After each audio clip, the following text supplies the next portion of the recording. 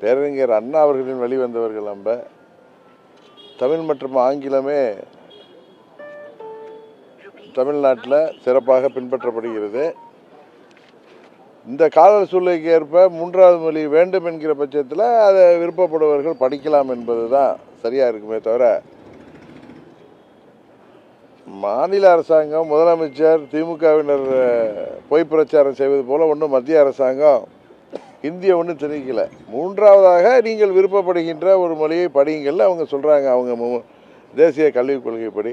அது தமிழ்நாட்டிற்கு வேண்டாம் என்று முதலமைச்சர் நினைத்தால் அந்த நிதியெல்லாம் தேவையில்லைன்னு அவர் சொல்கிறார். 10,000 கோடி கொடுத்தா கூட தேவையில்லைன்னு அன்றைக்கி பேசுகிறாருன்னா அவர் அதை எப்படி சமாளிப்பார் என்பதை சொல்லணும். இன்னும் சொல்லப்போனால் திமுக அவங்களுக்கு தெரியும். இப்போ சமீபத்தில் கூட முன்னாள் முதலமைச்சர் திரு கருணாநிதி அவர்களின் உருவம் பதித்த நாணயத்தை வெளியிடுறதுக்கு மத்திய அமைச்சர், பாதுகாப்புத்துறை அமைச்சர் ராஜ்நாத் சிங்கை கேட்டு வர வச்சாங்க. அதுபோல் ஒரு ட்ரிப்பு உள்துறை அமைச்சர் அமித்ஷா வரணும்னு கேட்டு அப்போ நிதின் கட்கரி வந்தாங்க. அது மாதிரி முன்னாள் துணை ஜனாதிபதி வெங்கையா நாயுடு அழைத்து வந்து கருணாநிதியின் உருவச்சிலையெல்லாம் திறந்தாங்க. அது மாதிரி திமுக நிகழ்ச்சிகளுக்கு மத்திய அமைச்சர் தேவை, மத்திய பிரைம் மினிஸ்டர்கிட்ட போய் கேட்குறவங்க இந்த பிரச்சனையை பிரதமரை சந்தித்து இது மாதிரி தமிழ்நாட்டில் வந்து பெரும்பாலான மக்கள் இருமொழி கொள்கை தான் விரும்புகிறாங்க, மூன்றாவது மொழியாக விரும்பியவர்கள் படிக்கட்டும். இப்போ எப்படி ப்ரைவேட் ஸ்கூலில் சிபிஎஸ்சி ஸ்கூல்லலாம் இருக்கிற மாதிரி அதில் படிக்க விரும்புன்னு படிக்கட்டும், எங்களுக்கு நிதியை கொடுங்க, அரசு பள்ளிகளில் தேவை இருக்குதுன்னு சொல்லி பிரைம் மினிஸ்டரை போய் அணுகி கேட்கலாம். அதை விட்டு இங்கே தெரு முனையில் நின்று அவங்க சத்தம் போடுறதுனால எந்த பிரயோஜனம் இல்லை, மக்களை ஏமாற்றுகின்ற வேலை. இல்லைங்க, அந்த மொழி தேசிய கல்விக் கொள்கையே மத்திய அரசாங்கம் இம்ப்ளிமெண்ட் பண்ணுது. அது பாராளுமன்றத்தில் தான் சட்டம் நிறைவேற்றி தான் கொண்டு வர்றப்ப அது எல்லா மாநிலங்களும் ஏற்றுக்கிட்டு இருக்காங்க. நாம் வேண்டாம் என்று சொல்கிறப்ப அதற்கு நிதியை வேணும்.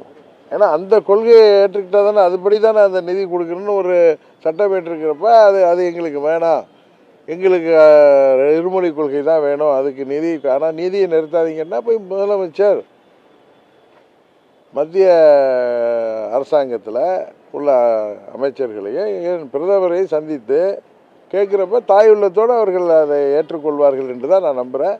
அதை செய்து விட்டுட்டு இதில் அரசியல் செய்ய வேண்டாம் என்பது தான் எங்களுடைய கோரிக்கை. ஹிந்தி வந்து இந்தியாவோட தேசிய மொழி, இந்தியா முழுமையும் வந்து ஒற்றுமை நூலில் வந்து ஹிந்தி மொழி இணைக்கும்னு மத்திய அமைச்சர் செகந்திர சிங் அது அவங்களுடைய கருத்து. ஏன்னா பெரும்பாலான எனக்கு தெரிஞ்சு தமிழ்நாடை தவிர மற்ற எல்லா மாநிலங்கள்லையும், ஏன் தமிழ்நாட்டிலே இப்போ இன்றைக்கு முதலமைச்சர் நடத்துகிற அவங்க குடும்பத்தை சேர்ந்தவர் நடத்துகிற பள்ளியாக இருக்கட்டும், இது வேண்டாம் என்று சொல்கிறவர்கள், மூன்றாவது மொழி வேண்டாம் என்று சொல்கிறவங்க வீட்டு பிள்ளைகள்லாம் ஹிந்தி படிச்சிருக்காங்க. நம்ம தான் ஏமாறுறோம். அதனால் ஹிந்தி வேணும்னு விரும்புகிறவங்க ஹிந்தி படிக்கலாங்கிறது தான் தமிழ்நாட்டில் எல்லோரும் சொல்வதே. நிறைய பேர் ஹிந்தி படிக்கிறாங்க. நீங்கள் உண்மையை ஒத்துக்கிறீங்களா இல்லையா, ஹிந்தியை வந்து நிறைய பேர் படிக்கிறாங்க. மத்திய அமைச்சர் சொல்வது இந்தியாவில் வந்து இப்போ தமிழ் ஒரு இணைப்பு மொழி வேணும், ஆங்கிலத்துக்கு மேலே ஒரு இந்தியாவில் உள்ள ஒரு மொழி வேணும்னு அவர் தேசிய மொழிகளில் ஒன்று தானே ஹிந்தியும். அதனால் அவருடைய விருப்பத்தை சொல்கிறாரு. வேணான்னா நம்ம வேணாங்கிறதுல ஸ்ட்ராங்காக இருக்கும். எப்பயுமே ஹிந்தி தமிழ்நாட்டுக்கு வேணான்னு நம்ம முடிவு எடுத்துருக்கிறப்ப அதுக்கு உரிய முறையில் மத்திய அரசாங்கத்தை அணுகணும், பிரைம் மினிஸ்டர் அணுகுனா நிதி கிடைக்குங்கிறது தான் என்னுடைய எண்ணம். அதை தான் முதலமைச்சர் செய்யணும். பாதகம் செய்பவரை கண்டால் நாம் பயம் கொள்ளலாகாது பாப்பா, மோதி மிதித்து விடு பாப்பா, அவர் முகத்தில் உமிழ்ந்து விடு பாப்பா.